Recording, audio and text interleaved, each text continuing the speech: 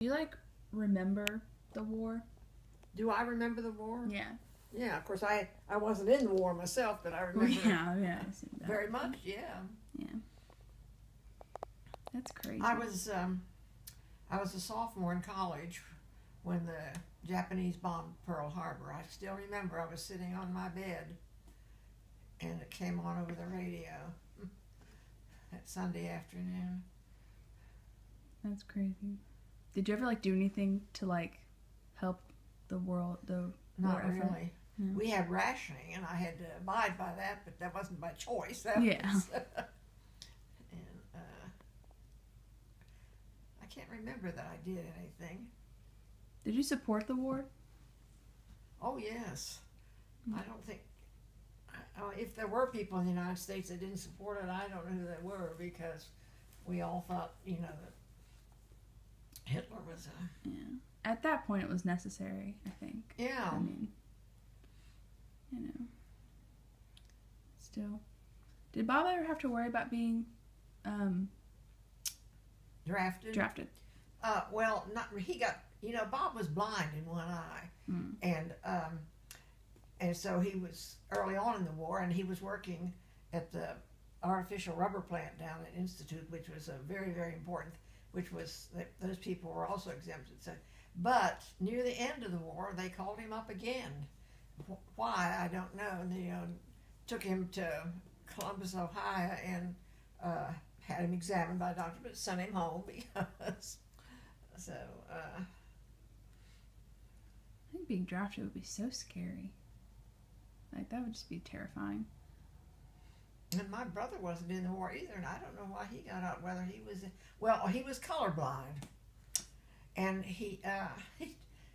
there was an optician downtown who thought that colorblindness was something, it was just a matter of training, that he could, make him. So Bob went down to his damn office every evening after dinner for I don't know how long, and he tried it, but it's not. It's a genetic. I mean, in your eyes. Yeah. And so he didn't get taken. But I have heard since then that colorblind people were really good in the jungles at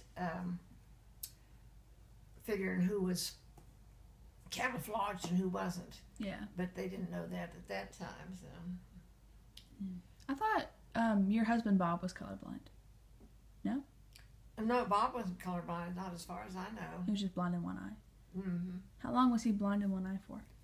He got hit in the eye with a baseball when he was about 12 or 14 years old, and a Dr. Shepard, who was the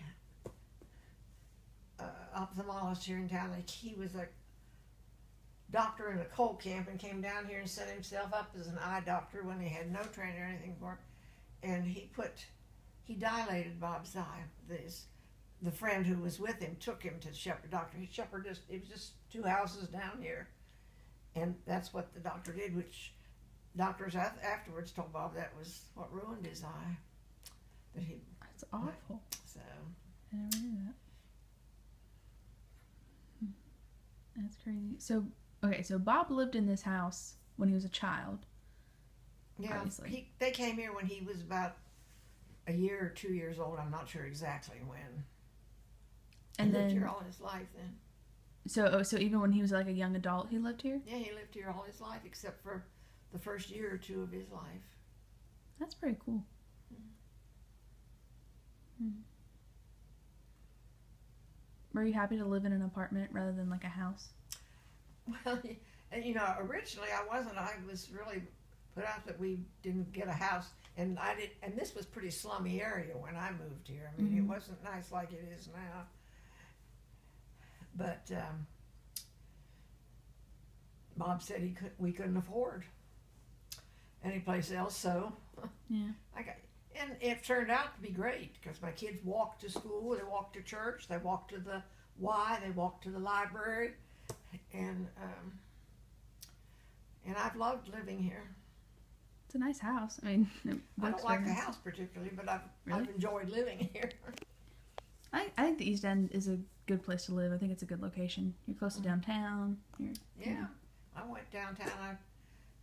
took your Uncle Bob and Uncle Joe and your mother downtown in the strollers and shopped and things, and it was awesome. a good place to live. Yeah.